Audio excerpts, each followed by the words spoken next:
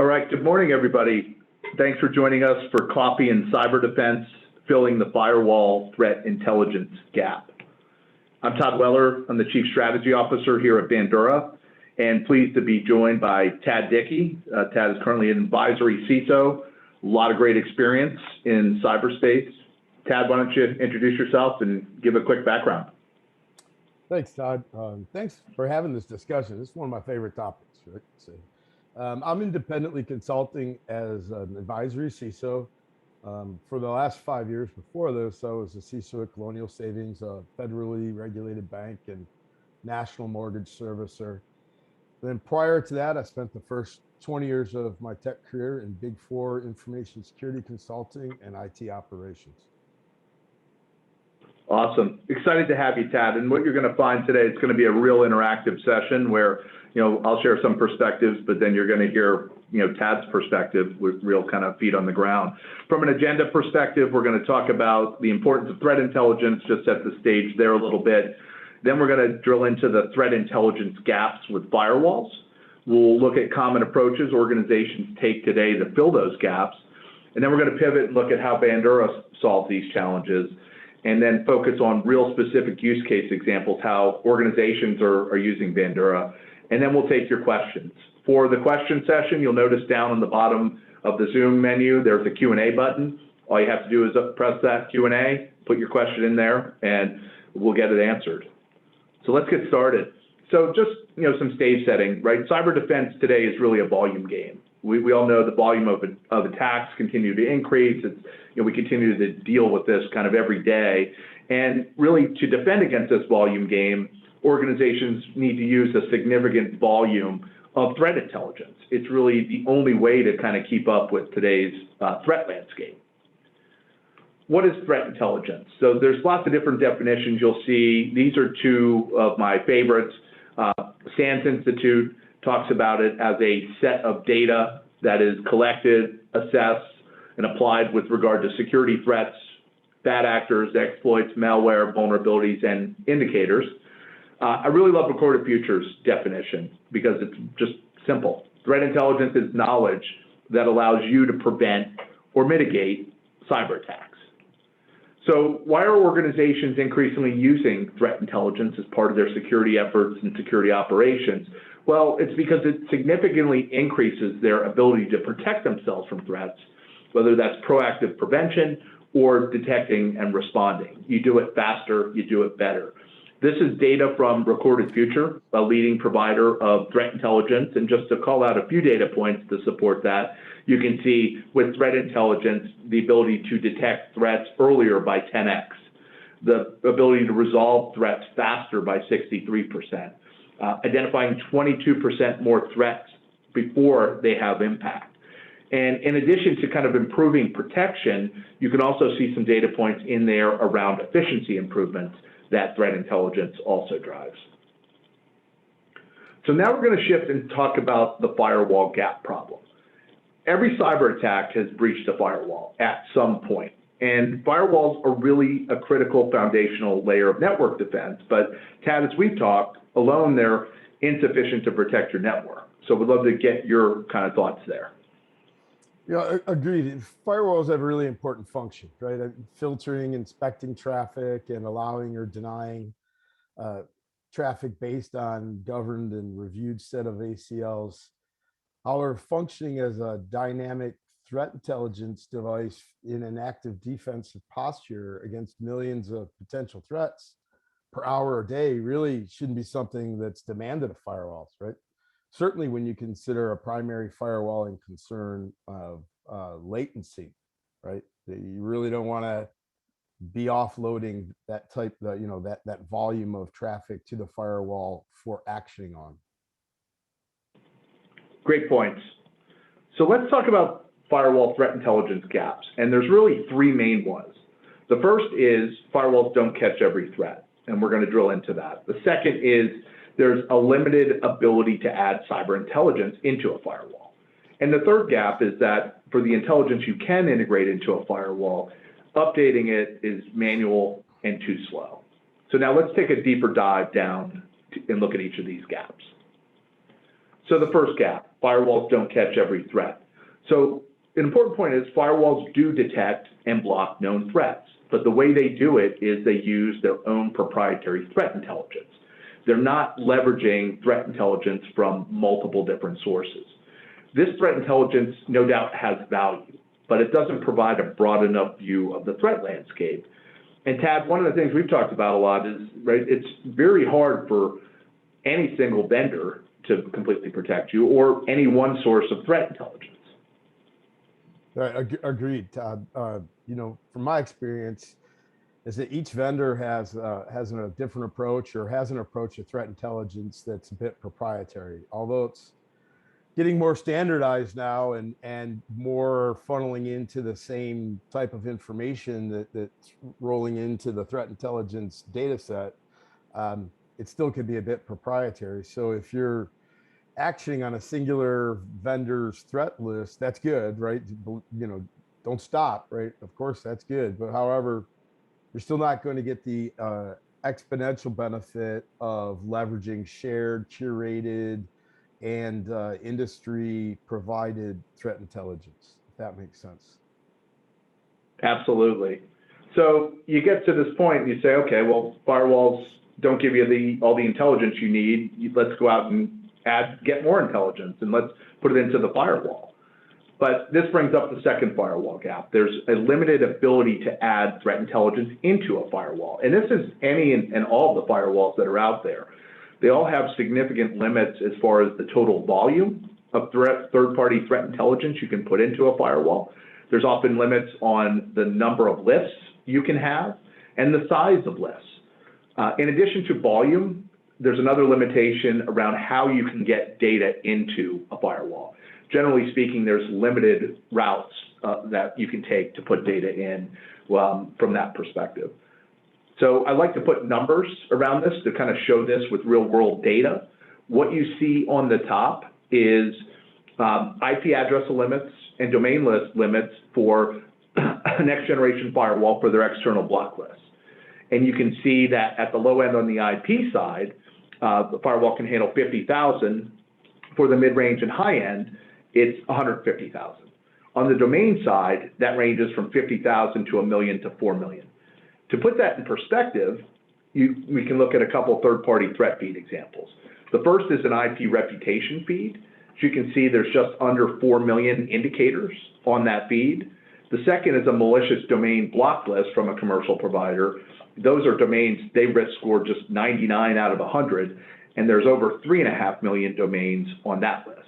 So you can see it doesn't take much to exceed the capabilities of the firewall. And Tad, I think you had another great kind of data point here around the size of a custom block list that you were running. Yeah, exactly. So when I started on this journey, right, we didn't have a proprietary, shun list. However, we grew that from 0 to well over 2 million, right, which would just our own proprietary list from internal and external threat hunting activities and taking action against the threat actors. We ended up with well over 2 million hosts in that one particular proprietary shun list or block set, right? And so, where do you plug that in here? There's 2 million just in one list. That's our own, let alone the other lists that are out there being shared and curated in the industry. Great point, and that's great real world kind of data point as well. So the third firewall gap is for the intelligence you can get into a firewall, updating that is manual and too slow. And what we see here is many organizations continue to manually manage their external block lists directly on their firewalls. Now, we talked a little bit about kind of the limited ways you can integrate data in. Many firewalls do support today an ability to integrate a text file over HTTP or HTTPS. So that can create some kind of automation for you where you have a single source. But there's also another challenge, Tad, which I'd love you to hit on, which is we know threat intelligence is very dynamic, it's constantly changing, and so there's this need for high frequency of updates, but that doesn't necessarily align well with firewall changes. If you could talk to that, that'd be awesome. Yeah, agreed. So, in regards to the firewall changes and change management, So first, every firewall is going to have a certain degree of defined allowed block list that you're going to have in there. It's just necessary. However, besides being resource intense, manually ingesting and actioning multi-source dynamic threat lists, it's just not going to be sustainable activity with your firewalls. If you consider the change management activity that's required to make a change in a firewall. Everywhere I've been for a long time, either on site, me personally, or as a consultant, there's rigid change management in regards to firewall changes.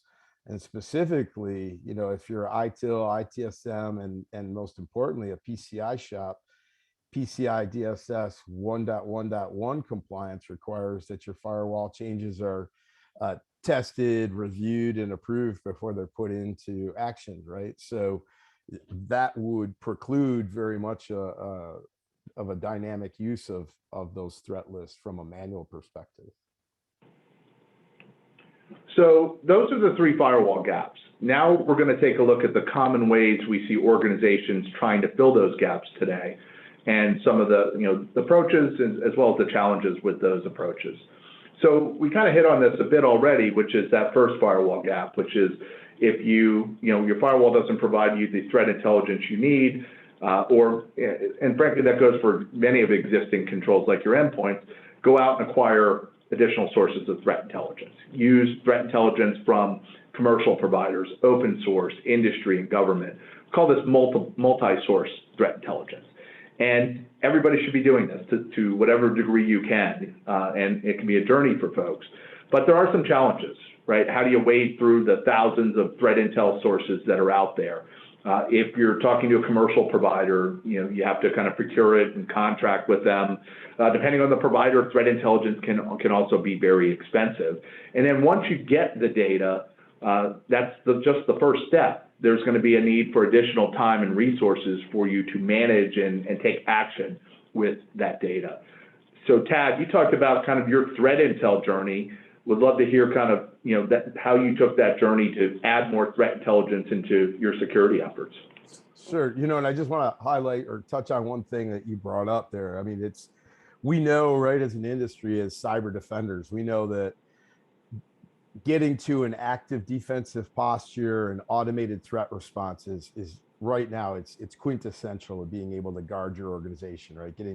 Becoming proactive and getting out front of the threats and the threat actors. So, that became apparent for me some time ago. And my journey to effective threat intelligence use began by manually gathering and actioning open source intelligence, setting up Google alerts, ingesting Department of Homeland Security, FBI announcements, extracting IOCs that I could action on in the tools that I had: endpoint protections, web filters, secure email gateways. And then from that, right, I saw the benefit, right, and definitely kind of started this mad search for, a next level of maturity. And then I began ingesting vendor provided threat intelligence manually and automatically, depending on the tools, right? From Proofpoint, SecureWorks, Sophos. They were, from my perspective, upfront, in the environment I was in, providing feeds and ways to ingest those. And so that just continued to increase my interest and maturity. So then, I expanded the technical capabilities into using a threat intelligence layer with a tool like Bandura, right? Where you can ingest multiple feeds automatically and respond to industry and shared threat intelligence. And that gateway allowed me to use curated open source lists like SIN's Army, and then the FSISAC's threat feeds, web routes, domain tools, recorded future, et cetera. All those feeds are out there, and then it could apply this multi-source threat intelligence. And that then allowed us to mature to threat hunting at that layer, at that threat intelligence layer, and look at what was happening, what threats were we dropping, and what commonalities could we identify and hypothesize and That's where I'll call it threat hunting at scale. It's threat hunting outside the wire as opposed to just inside your environment and seeing what's going east-west. You then, by using that layer and having that visibility, especially if you're looking at denials and identifying ports and activity that are being targeted by threat actors from wherever, and you get to identify them by region, by ASIN, by all kinds of different information, then that provided a whole nother level of process and procedure for us in regards to our threat hunting, and back to what I call it, threat hunting at scale, right? And that's how we grew that proprietary list from 0 to millions, right? We didn't necessarily enter 2 million hosts by hand, right? It was sometimes we noticed a threat actor was misbehaving, and the class B or class C they were operating from had a ton of malicious activity from all their hosts and didn't find reason to allow traffic from them. And what's really interesting about what Tad said is a couple things, right? So you can see threat intelligence can have significant value. It's a journey. So, starting off with a few sources and building, but the importance of using multiple sources. But to get advanced and to do, get value from threat intelligence, you need to be able to do it at scale. And that leads to kind of that second firewall gap. So, if there's a limited ability to put threat intelligence into your firewall, and again, you can say the same thing for an endpoint detection and response solution. Most existing controls have real limited ability to ingest third-party data. How are organizations filling this gap, right? So what we see today is really two approaches. One is just use what you can, operate within the constraints of what your firewall is going to let you do. Now, this poses some significant challenges, right? So let's say, for example, you can only have 50,000 indicators, or even if it's 150,000. How do you select? Tad's list is 2 million. How do you select which 50,000 or which 150,000 you want to use? Tad, I don't know if you have some magic algorithm for that or approach, but to me, I think it would be tough to say which ones you wanted to include. Yeah, no, I don't think there's any, that never kind of fell into my process or procedure,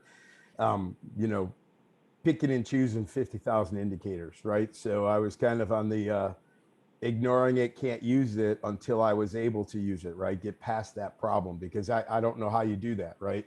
I wouldn't know if I was challenged to do so, I wouldn't know how to roll the dice on choose 50,000 indicators out of my 2 million, which was proprietary developed, which means it was very close to home, right? So, I don't think there's a magic sauce that allows you to do that. And then there's other issues we've heard, commonly from customers. For example, if you're operating within this constraint, you have to age off indicators more rapidly than you want. And then with threat intelligence being very dynamic, right? Indicators are constantly coming on and off block lists. For reputation feeds, indicators coming on and off, scores constantly changing.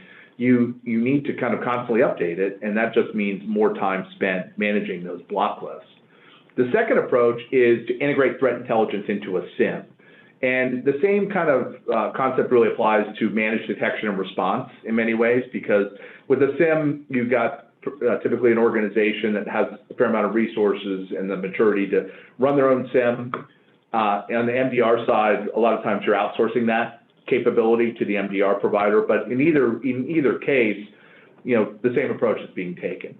Integrate threat feeds into a SIEM or some analytics platform, and that has value, Tad, but there's a couple issues with that, right? Around kind of being reactive and then a noise issue, which we've talked about. Sure. So, that approach works, right? And it's effective to an extent. And I'm a huge proponent of it. You got to start with the little shovel first before you go out and get the big shovel, right? So if that's all you've got, do it, right? From my perspective. However, it works and is effective to an extent. Those tools, though, they're probably somewhat removed from the edge. They're still allowed to trigger a lot more or allow a lot more noise in by doing it at that removed layer, right? If you're stepping back and manually doing it, right, which is problematic, right, time consuming. And then if you're doing it multiple layers removed from the edge, you're still going to have a lot of noise coming in. You're still going to have likely the same amount of tickets that are hitting your, that are being generated from your SIM or, whatever your correlation engine is, or your SOC, right? So, it works and to an extent, but, there's certainly, you want to try and get out in front of that and get the benefit of using threat intelligence and minimizing that noise, so. Absolutely. And then again, back to the point, it's reactive, right? And look, there's value to detection and response, but if you can prevent it and be proactive, you're better off than kind of being reactive. So from a third firewall gap, how do we kind of, automate block list management? And what organizations do is they do it to the degree they can. You can use those limited automation capabilities that a firewall provides, or many organizations might look at a threat intelligence platform or a security orchestration, automation, and responsive SOAR platform to do it. We kind of hit on the firewall aspect. It does kind of give you some benefits, right? Because you have a single source that you can update multiple firewalls with. On the tips and SOAR side, tips and SOARs have significant value. The challenge is that they've really been adopted by really, really large enterprises that have significant security resources. We're talking lots of money, lots of security staff, their own SOCs, and not everybody has that kind of capability. And so while tips and SOARs have value as well, they don't overcome that threat intelligence volume limitation you have with firewalls, and that's a key issue. So, we've talked about the firewall gaps. We've talked about kind of the ways organizations can look to do it, but Tad, you're in this situation where you have these gaps and you're not able to use your threat intelligence. What do you do? What are your options? Well, unfortunately, Todd, I think a lot of people kind of get hung up here, right? You want to get automated threat response. You want to ingest an action on threat intelligence. However, you just get hung up there, and I think that's where it gets too frustrating, or you don't know how to make it work, or you're making it work, but at that small scale. And unfortunately, I think that finding the path to an automated threat response isn't always clear to people, and they get frustrating and they end up doing nothing, right, or ignoring it, right, to that to your point there, ignore it and do nothing. And it's kind of easy to see. I mean, I know I ignored it and did nothing until I stopped ignoring it and doing nothing, right? So, Absolutely. And look, there's like a lot of things. There's often better ways to do things. You just have to be able to find it. And look, sometimes, especially in security, it's hard to find things, right? Because there's lots of noise out there. But I think, what you've heard from us so far is that really to fill these gaps, there's a few things you need, right? You need automation, and you need to use lots of threat intelligence from multiple solutions. And what we're going to show you is that, this is what Bandura is all about. And we provide all this with a cost-effective, easy-to-deploy platform. And so I'm just going to give you kind of a high-level overview of Bandura and how kind of the platform works. So we fill the gap by doing what firewalls can't do at scale. And there's three major things our platform does. First, we use massive amounts of threat intelligence to detect and block threats on the network. Our strategy with threat intelligence is to partner. As we mentioned earlier, there's lots and lots of great sources of threat intelligence out there. There's companies that's what they're in the business of doing. And our view is that you need to use lots of it, and we're going to partner with as many threat intelligence providers as possible. And so we've established some great partnerships there. The second thing our platform does is we make it very easy for our customers to add threat intelligence from any source with no limits. We want to be open. Threat intelligence changes. You have your own threat intelligence sources. Tad has his big list, right? We want to make it easy for customers to pull in that threat intelligence into the platform. And then third, we automate and simplify the deployment and enforcement of that on your network, on the wire, in real time, at the edge, as Tad talked about. And there's three kind of results for our customers. First is improving network protection. Second, there's efficiency gains, reduced manual work, time savings. And then a great kind of byproduct of often our deployments is we're improving the firewall. and the efficiency and effectiveness of the firewall and other downstream tools, as well as the network performance. So how does it work? So at a glance, it all starts with the cyber intelligence. So we provide 30 out-of-the-box cyber intelligence feeds. Those are, include threat intelligence feeds from leading commercial providers like Webroot, like Domain Tools. We also have a marketplace where there's additional kind of options there with folks like Proofpoint, Bambanek Labs, Intel 471, Cydex, just to name a few. High quality open source feeds. Tad had mentioned a few of these, like SIN's Army List as an example. Government feeds, our partnership with DHS. And then on the other side, we also have automated lists of known good sources of traffic. So for example, Microsoft, Google, DocuSign as examples. So if you're going to block known bad at scale, being able to allow known good at scale. So 30 out-of-the-box cyber intelligence feeds, and then again, that open platform, so the ability to easily pull in cyber intelligence from other sources. So from an industry perspective, for customers that are members of ISAC and ISAOs, we make it easy with a few simple clicks to pull that intelligence into the platform. We have out-of-the-box integrations with leading threat intelligence platforms, SIEM, SOARs, to be able to pull in intelligence from those systems, as well as connectors, which are kind of generic ways to pull in a CSV or a text file via HTTPS or using STIX-TAXI. And we also have a very robust API as well. So all that cyber intelligence flows into our cloud-based threat blocker orchestrator. Orchestrator aggregates all the intelligence, it curates it, organizing it into block lists, allowed lists, our threat lists, which are categorized and scored IP indicators, and then it's constantly updating the threat intelligence, which is critical because it's always constantly changing. So we're always pulling the latest threat intelligence, in real time. Orchestrator also allows our customers to set very, very simple policies to take action on that threat intelligence. And then importantly, Orchestrator is deploying the threat intelligence and the policies to our threat blocker nodes. Threat blocker nodes sit on a network in line.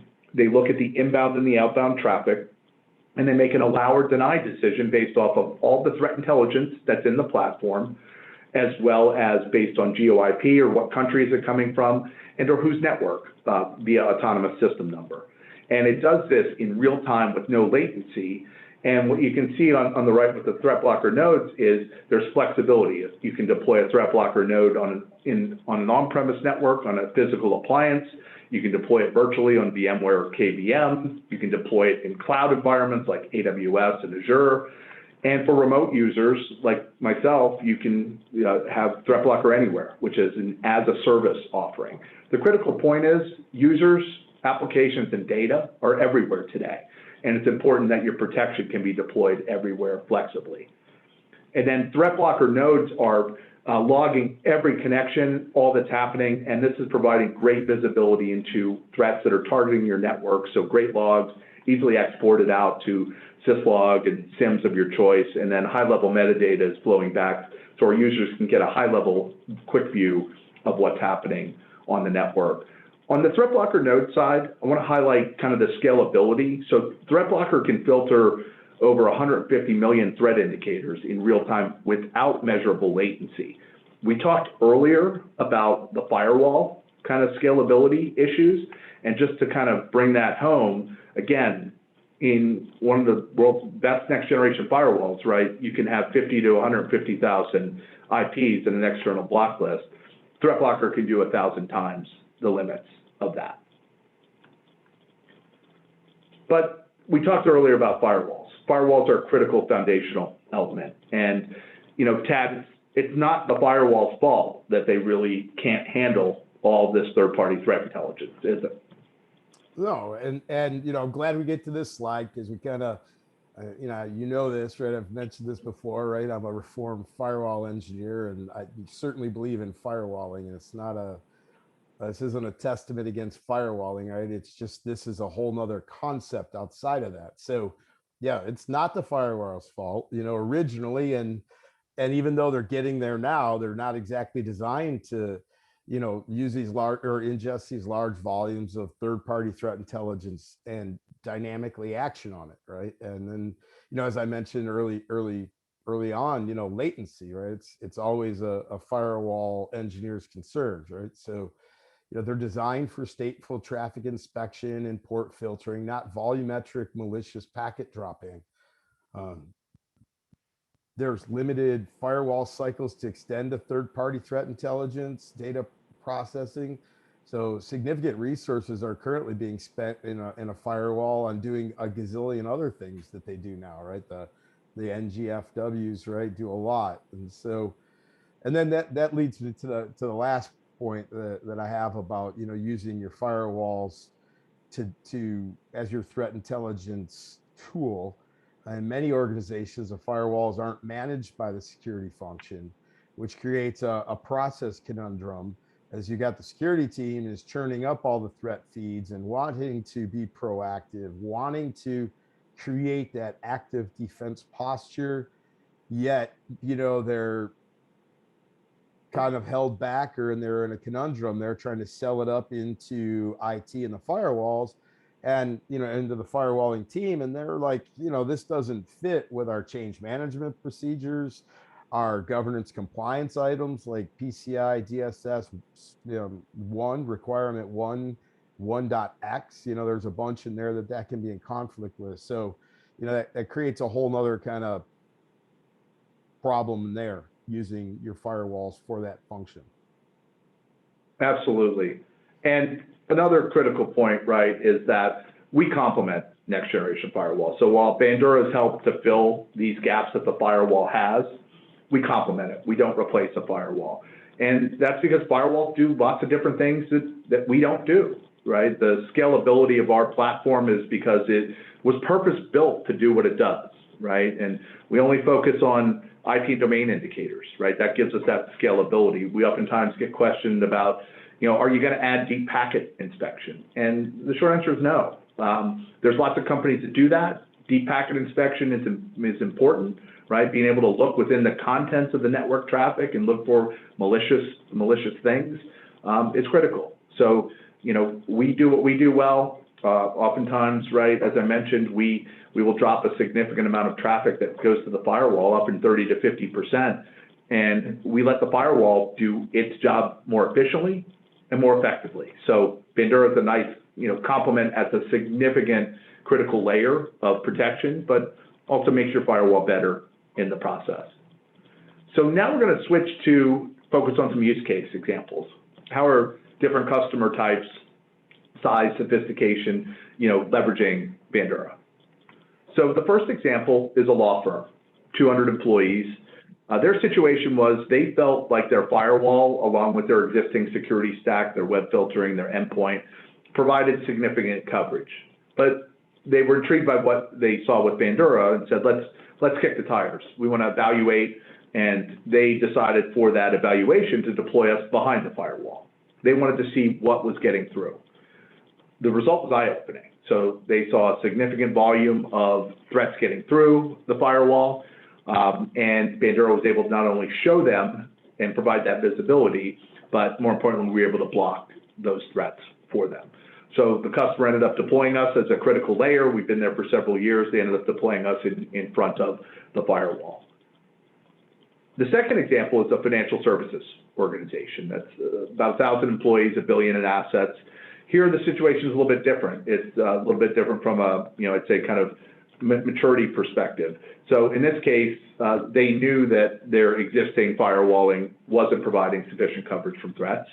They wanted to use additional threat intelligence from these different sources. They also wanted to get away from kind of manually managing block lists, and the change management process that Todd talked about was an issue. So the result here was, they were able to use Bandura to detect and block more known threats using all the threat intelligence we provide, threat intelligence they were able to integrate into the platform, efficiency around kind of automating the block list management, reducing that manual work, and also enabling more rapid threat response, and then more efficiency by reducing significantly the amount of IPS alert tickets. So this is, I'd say, a more advanced kind of use case. And Todd, it'd be great to have you dig a little deeper on that kind of a use case. Sure. So, by having threat intelligence layer, north of your firewalling, And external to your SIM sensors is the most effective way to deploy it. You know, that type of automated threat response, right? It completely gives you a whole nother level of protection and attack surface reduction. So, and having that layer there and having a tool like Bandura in that space with a high volume of shunning or traffic dropping capability, you can utilize geo-blocking, you know, as aggressively as your business model will allow. And that eliminates continuous unnecessary noise. You know, and I get aggressive there, right? And if you're as aggressive as you can, you're defending against threat actors that are very aggressive, right? So you're dropping traffic that just doesn't even need to get through and trip any other sensors or firewall activity. Then by using shared and curated threat intelligence, along with proprietary block lists and allow lists, you know, you will get the greatest benefit, right? There's no, I don't know, this the part that excites me. This is one of the most exciting tools and approaches to proactive active defense I've seen since, you know, literally kind of getting exposed to firewalling eons ago. And then by automating as much response as possible, it really does decrease the noise. I mean, and in that use case, by like 50% of incidents that need responded to. So that allows the team to focus on manual threat response and threat hunting activities, right? So that's still going to happen, but it's being done now on threats that have gotten through that aren't just noise, right? And it's true threats, and you're able to be a lot more effective and work on defending against the active defense, or take active defense against published IOCs that come from CISA, DHS, FBI, do proactive threat hunting, do threat hunting on the outside, right, of that layer, which is very enlightening. And that allows you to, you know, do and what I call threat hunting at scale, and that's identifying your threat actors that are continually trying to break in, right? And now you're denying them, and you even have a tool that helps you identify that you've got these threat actors in Panama or wherever they are that are continually launching attacks against your port 25, you know, your SMTP processes, your email, and, you know, look at things differently. You know, you're threat hunting east-west, and now you're threat hunting on the outside, you know, north. So real good information. So the last use case is a larger healthcare insurance provider, 3,000 employees. This is kind of at the other end of the spectrum. So this organization had already made significant investments in threat intelligence feeds from multiple sources. They also were using a threat intelligence platform to aggregate, automate, analyze the threat intel data they had. Their real challenge was they wanted to be able to do real-time network blocking, but they couldn't do it in their next generation firewalls because of the threat intel limitations we've talked about. So with Bandura, they were able to leverage our integrations to easily pull the threat intelligence from their threat intelligence platform. They also found value in the threat intelligence feeds we provide, and that's, you know, a real interesting thing as well, because, you know, we mentioned earlier going out and acquiring a bunch of threat feeds. There's work required. So, you know, there was a customer I talked to recently that said, what I really value is I can come in here and I can click these lists and activate them. I can go into your marketplace and add malware patrol, for example, and just do it with a few clicks. So there's real kind of value to that. But ultimately, you know, the core use case here was being able to block on the network at a scale that couldn't be done with their firewalls. They were able to do it with Bandura, and then saving that time, reducing that manual work around the block list management. So interesting perspective, and what's most interesting to me is it really does, we've got 300 customers, and they span the size and security maturity spectrum, and that's been really cool. So here's a few customer testimonials. One is a longtime customer, and these are all recent, and there's nothing better than hearing from customers directly. So this top one came in through our support, was an email to, hey, we had a user download a malicious file, they clicked and ran it, somehow got past our other controls. You can see a pretty good stack, Forcepoint for web filtering, Cisco FirePowers, SentinelOne on the endpoint, and augmented by MSSP SecureWorks. But SecureWorks alerted, but it was Bandura that prevented the information from being exfiltrated. So great kind of testimonial there. And then another one below from head of information security that talked about. One of the things Tad mentioned earlier is oftentimes it's not security, it's IT or networking involved. And here the quote is, my network guys are happy that we put Bandura in place. We're blocking 1.1 billion threats per month that aren't hitting the firewall, that are giving them benefits on the firewall itself. So just a few kind of testimonials and quotes I think kind of bring it home. And then here, just a visual to kind of wrap up everything, because I think what we've talked about today is, you got these gaps, there's ways you can fill them, but at the end of the day, you need automation and you need lots of threat intelligence. And Tad talked about this kind of new layer, right? This threat intelligence layer at the edge. And this, I think, shows the power of it, where, with Bandura, the outcome is you're significantly reducing the attack surface. And really what you see here is on top, without Bandura, you got lots of threats coming in, you got threats getting past the firewall, and with Bandura, we're able to block those known threats, a higher volume of those, reducing the amount that goes to your firewall and allowing it to do its job better. And Tad, I think, you offer the most detailed and great perspectives on really this proactive automated approach to threat intelligence. Hey, you know what, Todd? I'm going to ask you twice to go back to that last slide. Right now, will you go back to the one slide? Absolutely. So given that, those customer testimonials, two are really good points, right? Both things that I experienced, but think of that last one you read off, I didn't really, when you read that off, I didn't quite think of the number at first, but look at this diagram, so right here, so what did they say? 1.1 billion. So look at this diagram. The firewall on the top got 1.1 billion extra packets of malicious traffic that the firewall on the bottom didn't. And all it was that layer right there that Bandura provides dropped 1.1 billion packets of malicious traffic that didn't even have to go to your firewall. And if you've got a SIM IPS sensor in between Bandura and firewall, it didn't even hit your SIM there. It didn't hit your sensors and triggering and creating tickets over nothing, or actually tickets that were something, but might end up at the firewall. So that I think that's huge, right? I mean, the gravity of that sinks in. And then, all right, so if you'll go to the next slide, Todd. And then that is, both of those examples fit, kind of my slide here. What I have to say about that is, it works as your first line of defense, right? Drops, I don't even think I need to say that again. Drops to 1.1 billion packets a month, right? In a cost-effective automated response, right? And just external to the firewalling and all of your layers of defense. So it just cuts out all that noise. And I think everybody probably is on the call, be like, if you really think about that, you're like, wow, yeah, that is pretty beneficial. And then as the last line of defense, that's that second, or the first customer testimonial. Again, the gravity of that one sink in. Will you go back to the previous slide again?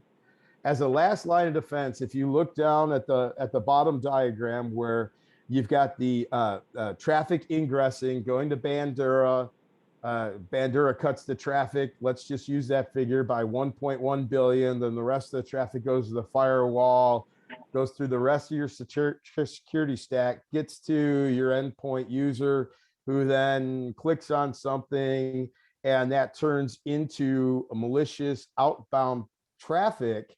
So now reverse the arrows, and that's going out here. So Bandura was your first line of defense, right? And unfortunately, it didn't catch it then, because it just can't catch everything.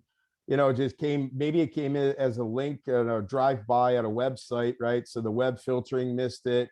Lots of other opportunities got missed.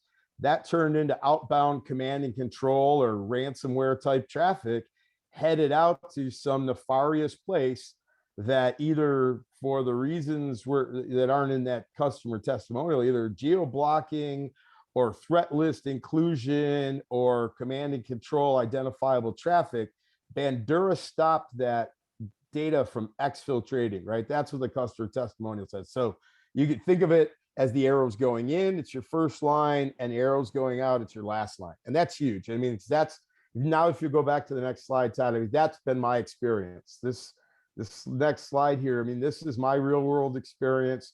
First line and last line that we've talked about reduces all that noise and eliminates just volumes of junk traffic for firewall, SIM, the rest of your tools. I won't flog that anymore. It's just, it's so true. These are all my real world experiences in it. And in that case study, it decreased SOC event investigations by more than 50%, right? So that frees up your resources. They've got better things to do. They can focus on the remaining threats. They can maybe investigate them further. Maybe they can go on and do proof of concepts for other tools or work on other maturity plays that you've been wanting to get to. And then last, you can use it for rapid response to team identified threats or, internally identified threats, or, external IOCs that you get on global attackers from DHS, FBI, or peers, or your own research, right? So those are all real world benefits that I think that the other customers that have those testimonies and myself, we've all seen. That's great feedback. And as I've said a couple of times, right, there's nothing better than hearing real world feet on the street user experience with any solution or any product or service. So thanks for that, Tad. So now we're going to go to the Q&A. As I mentioned, if you have a question, you just go to the Zoom menu, click on the Q&A icon, and submit your question, and we'll get it answered.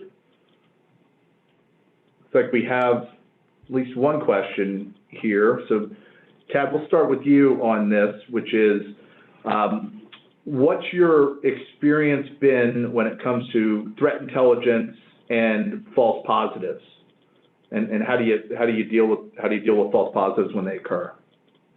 So false positives are security team's reality, right? It happens.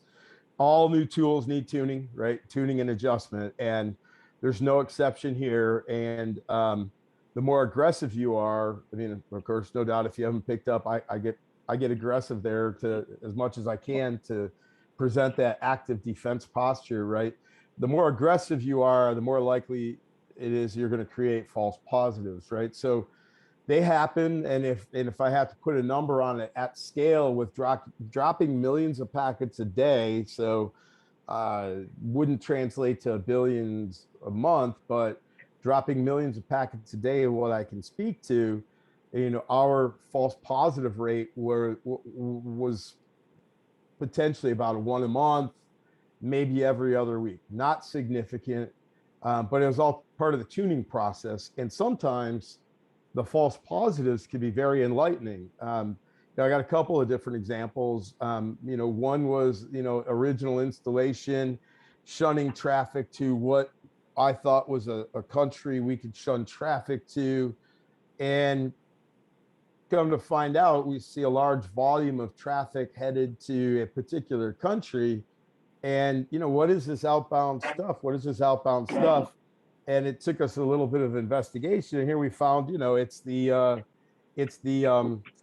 print reorder capabilities of the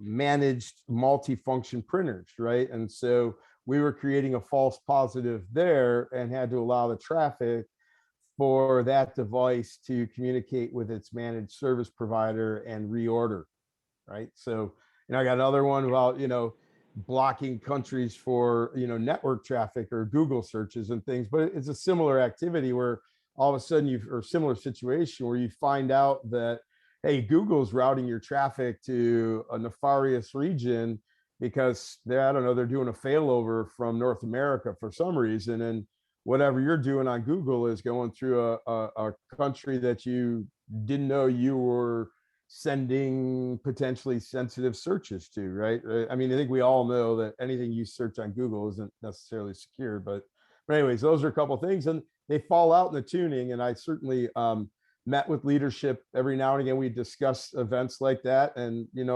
sweat it out. Do you want us to be less aggressive? Do you want us to back off? Or, and the false positives were so infrequent. They were like, no, keep it up. we seem to have the right cadence here, and you've got the knobs turned to just a level that, that's okay with us. If we have a false positive a month, but we've blocked millions of extra pieces of malware or malicious traffic, that's okay. So Tad, we've got a couple of questions in the queue here. So I'll lead with the first one, but great to get your perspective. So the question is, you probably get this all the time, seems too good to be true. How do you answer this? So my cut at that would be, look, I think we know what we do at Bandura, and we do it really well. And to some degrees, it's blocking and tackling, right? We are blocking known bad IPs and domains, and we built we have an engine that can do that at scale. That scale allows us to do a lot of cool things, right? Bringing in threat intelligence feeds from leading providers as part of the solution to help you kind of reduce that attack surface from day one. Making it easy for you to add in threat intelligence from other sources, because there's lots of different sources out there, and we can't cover them all. So I think it's really just, we do what we do really well, and as I said earlier, we add a lot of value, and we do what we do, and there's no one silver bullet in security. And the feedback we get a lot is, I get what you do. It's simple. It's back to basics. It's basics blocking and tackling, and it's hugely automated. It's easy. It's cost effective. But Tad, how would you answer that? So you know what, this one's an easy one for me to answer. That's why I agreed to do this webinar, right? I mean, this is just back to your point, Todd, basic blocking and tackling. You're operating at layer 3. This is network 101. 20 years ago, I was teaching a networking class saying, don't worry, we'll all be off of IPv4 in a short period anyways. Not true, right? And Bandura has those capabilities, but really we're just doing basic blocking and tackling still here on this. And it's one of the reasons I made that last slide, that was my slide. I put it together, and those couple of customer testimonials, that's real world experience from myself and for those 2 other customers. It really, again, that's why I'm here doing this. It does seem too good to be true. And, I'll say you should go and you should talk to Todd, or go to, they're pretty transparent on their pricing too. It's on their website. Not only does it seem too good to be true, check out the pricing. I mean, it's an incredible tool. It's one of my favorite tools, one of the most favorite things I've run across in the last couple of decades. Really, it's that kind of cool to me. I'll take my fanboy hat off now, but it's true. That's why I'm here doing the talk, is because it does seem too good to be true, and it's there, and it's simple, right? It's a keep it simple, stupid type of approach. So another question here, Tad, is, are you going to the dark web to seek out IPs to add to the block list? Sir, I'm unaware of any such activity, nor would I be disposed to disclose that at this time, sir. I mean, so, you can follow it down, right? Especially if you think about large volumes of spam coming in. I know that I've previously identified some spamming APTs, and where are they getting our email lists, and do they have our customer email lists? And so you can certainly go to the edge. Absolutely. You whip out your Tor, but a lot of corporate organizations don't want you to do that, right? Or wouldn't want that. You're starting to edge, into the dark place. That's why it's called the dark web. So that's why I literally had that kind of response. But your imagination, what I saw, it's like all of a sudden, I would imagine if you were colorblind and you went from black and white to being able to see a full spectrum of colors, all of a sudden, once you start tuning, and that is a key factor here, I think some people use the threat intelligence gateway layer as a set it and forget it. We'll just set the lists up, we'll go for it.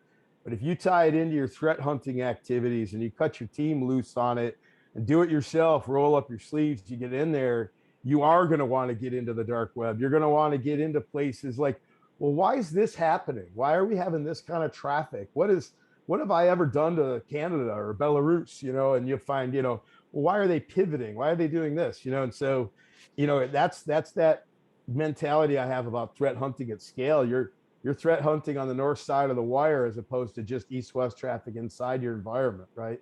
Which is all important too, right? But it's a whole nother perspective, and your imagination and your thought process will change once you look at this traffic, and once you start tuning, you're like, well, then why don't I filter the traffic like this? As an example, I have this country denied. I want to see all the allowed traffic from that country. Well, hopefully it's zero, right? But if you have all this denied and you see some coming through, or more importantly, you start looking at the shape of the denied traffic, it's all going SMTP, right? All port 25 or all port 53, all port 23. All of a sudden you start coming up with some ideas. Well, who are these guys? And you start looking in by ASIN, right? And you start looking at what you can do. And that's that threat hunting on the outside. Whether or not you go to the dark web is up to you and your resources. But that's certainly where your mind's going to wander. I'll tell you that. Awesome. Great perspectives. So before we wrap things up, just want to leave you all with a few next steps. First, go visit threatblocker.com or banduracyber.com for more information. There's a lot of good resources up there on a resources section of our site. We recently did a blog series on the firewall gaps. There's some white papers up there as well. Schedule a demo. So we didn't go through kind of a demo of the platform today, just give you a high level overview.